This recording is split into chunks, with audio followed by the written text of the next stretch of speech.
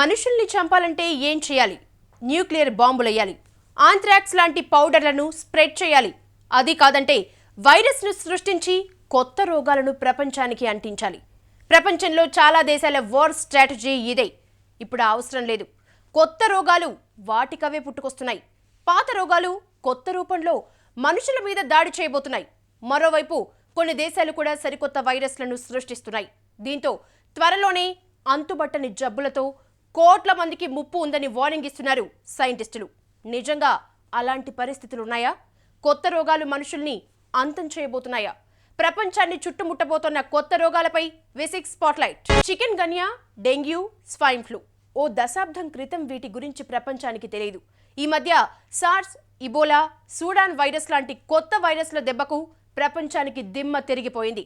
Shock నుంచి తేరుకుని solution కనుక్కునే లోపే జరగాల్సిన డ్యామేజ్ జరిగిపోయింది. కానీ ఇక ముందు రాబోయే కొత్త రోగాలు ప్రపంచానికి చుక్కలు చూపించబోతున్నాయి. యాక్షన్ తీసుకునే లోపే నష్టం ఊహకందని రేంజ్లో ఉండబోతోంది.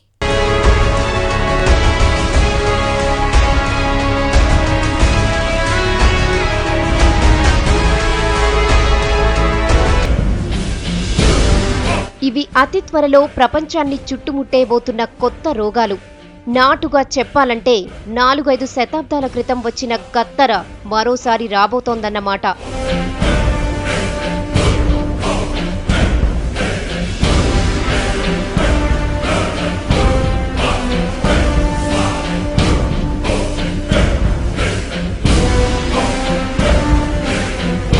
వరల్డ్ హెల్త్ ఆర్గనైజేషన్ గురించి బయటి ప్రపంచానికి చెప్పిన కొత్త వైరస్ల భయంకర రూపాలివి. వాటి ప్రభావాన్ని ఇప్పటికే అంచనా వేసిన WHO గుండెలు బాదుకుంటోంది. ముందే చర్యలు తీసుకోమని అన్ని దేశాల్ని హెచ్చరిస్తోందంటే పరిస్థితి ఎలా ఉందో అర్థం చేసుకోవచ్చు.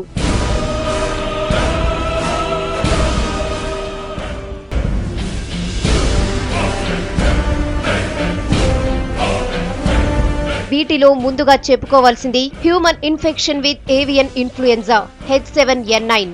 చైనా పుట్టించిన భయంకరమైన వైరస్. ఈ వైరస్ తో ప్రపంచాన్ని గుప్పెట్లో పెట్టుకోవాలన్నది డ్రాగన్ ప్లాన్.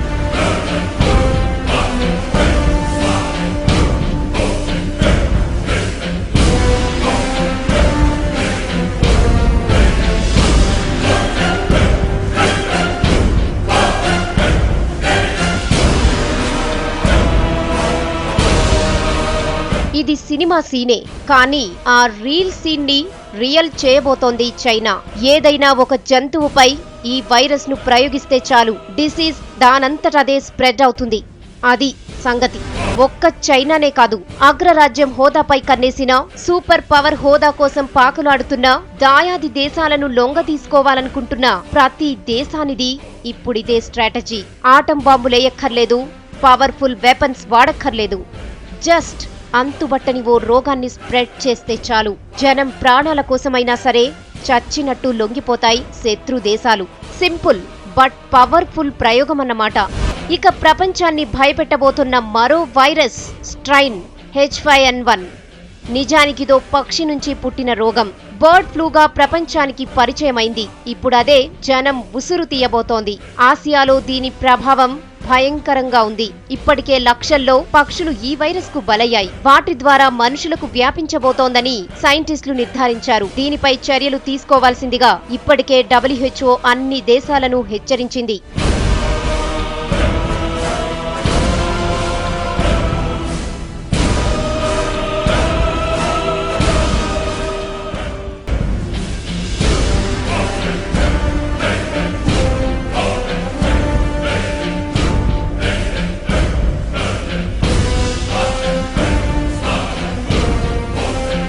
సార్స్ ప్రపంచాన్ని భయపెడుతున్న మరో భయంకరమైన వైరస్.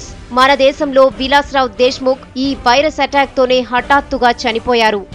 దీని పూర్తి పేరు severe acute respiratory syndrome.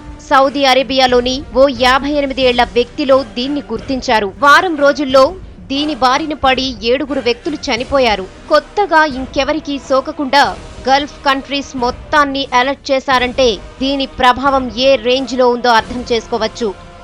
Yellow fever globe ని గజగజలాడిస్తున్న మరో ఫీవర్. అమెరికన్ ప్లేగు వ్యాధికి ఇది మరో రూపంగా గుర్తించారు సైంటిస్టులు. ఎల్లో జాక్, ఎల్లో రైనర్ అని కూడా పిలుస్తున్నారు. ఈ వైరస్ ఒంట్లో చేరితే ఇమ్యునైజేషన్ కొలాప్స్ అవుతుంది. ట్రీట్మెంట్ కు కూడా బాడీ సహకరించని పరిస్థితులు ఏర్పడతాయి. అందుకే చికిత్స కంటే నివారణ మేలని సూచిస్తున్నారు డాక్టర్లు.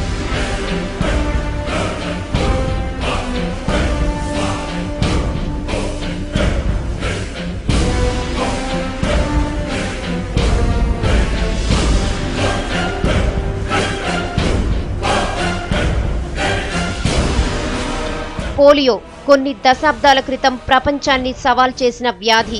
దీనికి 2 దశాబ్దాల క్రితం వచ్చిన వ్యాక్సినేషన్తో చెక్ పెట్టగలిగారు. కానీ ఆ పోలియోనే మళ్లీ విజృంభిస్తోంది. ప్రమాదకర వైరస్ రూపంలోకి మారి ఏకంగా కాంబోడియాని వణికిస్తోంది. నైగర్లోనూ అదే పరిస్థితి. ప్రపంచాన్ని కొత్త రోగాలు వెంటాడబోతున్నాయి. వాటి గురించి ఇప్పటిదాకా చాలా మందికి పెద్దగా తెలియదు. Swine flu, dengue, SARS, Ebola లాంటి వాటితో యుద్ధం ఇంకా పూర్తవలేదు. కొత్త రోగాలు వస్తే పరిస్థితి ఏంటి? అసలు ఏం జరగబోతోంది? మనుషులకు మాస్ ఎక్స్టింక్షన్ తప్పదా? నిద్రలోనే చచ్చిపోయే రోజులు రాబోతున్నాయా? స్వైన్ ఫ్లూ మొత్తం ప్రపంచాన్నే షాక్కు గురిచేసిన భయంకరమైన వైరస్.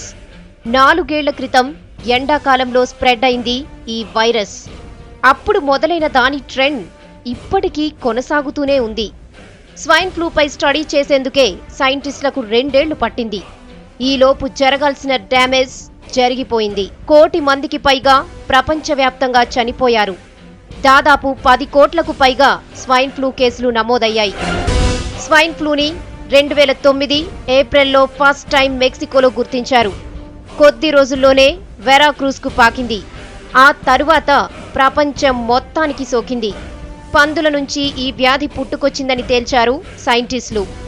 స్వైన్ ఫ్లూను కంట్రోల్ చేసేందుకు రకరకాల చర్యలు చేపట్టాక 4 ఏళ్ల తరువాత ఇప్పుడిప్పుడే కంట్రోల్కొచ్చింది.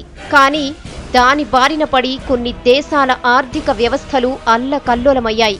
ఈ వ్యాధిని కంట్రోల్ చేసేందుకు అత్యవసరంగా నిధులు కేటాయించాల్సొచ్చింది. డెంగ్యూ ప్రపంచాన్ని భయపెడుతున్న మరో డేంజరస్ డిసీజ్. అన్ని జ్వరాల్లాగే ఇది కూడా ఓ జ్వరంలాగే ప్రపంచానికి పరిచయమైంది. కాకపోతే కాస్త వికృత రూపం దాల్చింది. చాలా మందిలో ఈ జ్వరం వచ్చినా గుర్తించలేరు. పరిస్థితి సీరియస్ అయితే గాని ఏం జరుగుతుందో అర్థం కాదు. అందుకే చాలా మంది ప్రాణాల మీదకు తెచ్చుకుంటుంటారు. డెంగ్యూతో ఏటా లక్షలాది ప్రాణాలు పోతున్నాయి. వైద్య పరిభాషలో దీన్ని సబ్ క్లినికల్ ఇన్ఫెక్షన్గా ట్రీట్ చేస్తారు. 100 మందికి డెంగీ జ్వరం వస్తే 1-2కి మాత్రమే సీరియస్ అవుతుంది. తెల్ల రక్త కణాలు నశించి ఏకంగా ప్రాణాలు పోయే రేంజ్కు చేరుతుంది. అందుకే మామూలు జ్వరాన్నైనా డెంగ్యూగా ఫీల్ అయి ట్రీట్మెంట్ చేస్తూ సొమ్ము చేసుకునే డాక్టర్లు ఎక్కువయ్యారు. ఈబోలా సూడాన్ వైరస్గా పరిచయమై ప్రపంచానికి పిచ్చెక్కించింది. లక్షలాది మంది దీనికి బలయ్యారు. అసలేం సోకిందో పేరు కూడా తెలియకుండా చనిపోయిన వాళ్లే ఎక్కువ. ఆఫ్రికా ఖండంలోని ఐవరీ కోస్ట్లో పుట్టింది ఈ వైరస్. ఈబోలా వైరస్ సోకితే ఏకంగా బ్రెయిన్ హ్యామరేజ్కు దారితీసే పరిస్థితి. బ్రెయిన్ ఫీవర్తో చావు తప్ప మరో మార్గం ఉండదు. ఈ మధ్యే దీనిపై పరిశోధనలు మొదలయ్యాయి. ఇవే కాదు, cancer, heart stroke, TB, sugar, కుష్టు, ఎయిడ్స్ లాంటి ప్రాణాంతక రోగాలు ప్రపంచాన్ని పట్టి పీడించాయి. వేల లక్షలాది ప్రాణాలు పోయాక మందులొచ్చాయి. దగ్గు, జలుబు లాంటి చిన్న చిన్న సమస్యలను అప్పటికప్పుడు తీర్చే మందులొచ్చాయి. కానీ ఇప్పుడొస్తున్న కొత్త రోగాలు మరింత సవాల్ చేయబోతున్నాయి. చాలా కాలం క్రితం ప్లేగు వ్యాధితో ప్రపంచం మొత్తం షేక్ అయింది. ఆ తర్వాత ఎయిడ్స్ విశ్వరూపం చూపించింది. వాటితో పాటు జ్వరాలు, చిన్న రోగాలు చాలానే ప్రపంచాన్ని భయపెట్టాయి. చరిత్రలో ఇలా ఎన్నో వ్యాధులు మనుషులను చంపేశాయి. ఇప్పుడు ఆ లిస్టులో మరికొన్ని భయంకర రోగాలు చేరబోతున్నాయి. మనిషి ఇక ముందు రోగాలతో చావాల్సిందేనా? జనానికి సవాల్ చేస్తున్న రోగాల లిస్ట్ చాలా పెద్దది. ఆధునిక వైద్యం అందుబాటులోకి రాకముందు ప్లేగు, మలేరియా లాంటి వ్యాధులు ప్రపంచవ్యాప్తంగా కోట్లాది మంది ఉసురు తీశాయి. ఎక్కడిదాకనో ఎందుకు, భాగ్యనగరంలో ప్లేగు వ్యాధి వ్యాపించి వందలాది మంది చనిపోయారు. ప్లేగు వ్యాధిని తగ్గించే క్రమంలోనే చార్మినార్ను కట్టించాడు కులీ కుతుబ్ షా.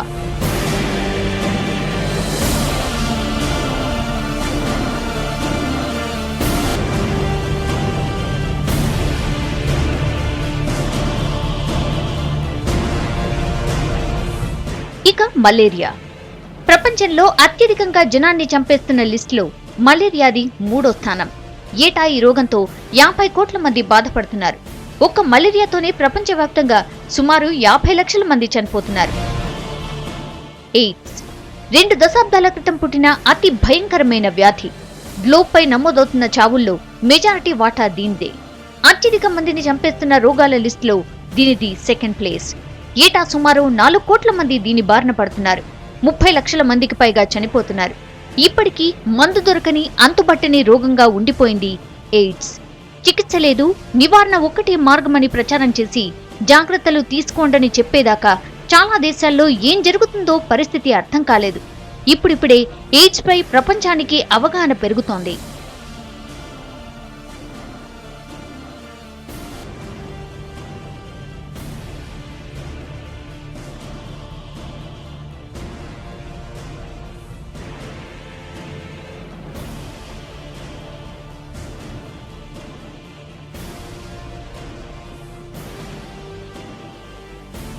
శ్వాసకోశ సంబంధ వ్యాధులు మనుషులను ఉక్కిరిబిక్కిరి చేస్తున్నాయి.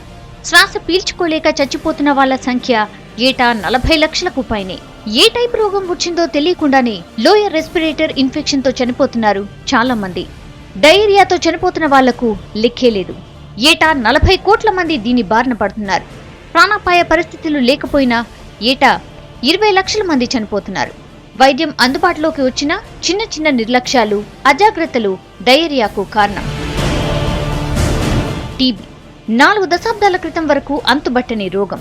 టీబీ అటాక్ అయిందంటే కాస్త అటు ఇటుగా చావు గ్యారంటీ అన్నట్టుండేది పరిస్థితి. గతంలో జనాభాలో 1/4 జనాన్ని టీబీ మింగేసింది. అలాంటి టీబీపై ఏళ్లపాటు సాగిన యుద్ధంలో మనిషి విజయం సాధించాడు. టీబీకి ఇప్పుడు వ్యాక్సిన్స్ వచ్చాయి.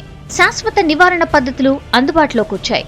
అయినా సరే ఇప్పటికీ ప్రపంచవ్యాప్తంగా 200 కోట్ల మందికి టీబీ ఉందని వైద్య పరీక్షల్లో తేలింది. ఏటా 20 లక్షల మంది టీబీతో చనిపోతున్నారు. వరల్డ్ డెడ్లియెస్ట్ డిసీజెస్ లో ఇదొకటి. ఏటా 3 కోట్ల మంది దీని బారిన పడుతున్నారు. 5.5 లక్షల మంది చనిపోతున్నారు. వీటితో పాటు heart stroke, cancer, lungs, liver సమస్యలు చాలానే ఉన్నాయి. దగ్గు, జలుబు లాంటి చిన్న చిన్న రోగాలకు లెక్కేలేదు. ఒక్క మాటలో చెప్పాలంటే మనిషిని రౌండప్ చేసి ఎన్నో రోగాలు చుట్టుముట్టాయి. ఉన్నవాటితోనే సతమతమవుతుంటే మరికొన్ని రోగాలు ఉరుముతున్నాయి. మనుషుల్లో ఇమ్యూనిటీ లెవెల్స్ తగ్గిపోతున్నాయి. మోడర్న్ మెడిసిన్ అందుబాటులోకి వచ్చినా మనిషి ఆయుష్ని ఏ మందులు పెంచలేకపోతున్నాయి. చుట్టుముడుతోన్న కొత్త బ్యాక్టీరియా, వైరస్లతో పోరాడలేక తెల్ల రక్త కణాలు అలసిపోతున్నాయి. అందుకే చావు ఏ రూపంలో ఎలా వస్తుందో అర్థం కాని గందరగోళం. మనిషి బతుకుకు గ్యారంటీ లేకుండా పోతోంది. ఈ మధ్య యాంటీ మలేరియా డే సందర్భంగా చేసిన ఓ పరిశోధనలో దిమ్మ తిరిగే వాస్తవాలు వెలుగు చూశాయి. అదే మలేరియా దోమ కొత్త శక్తితో పుట్టుకొస్తోందని. మలేరియా దోమ లార్వా కేవలం బురద గుంటల్లో, చెత్త కుప్పల్లో, దట్టి ఏరియాల్లో మాత్రమే పెరిగేది. కానీ ఇప్పుడలా కాదు.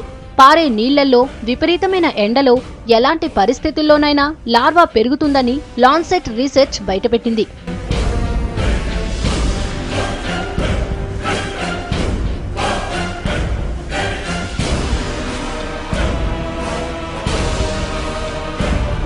ఒక్క మలేరియా దోమ కాటుతో 3 ఏళ్లలో సుమారు 30 లక్షల మంది చనిపోయారు.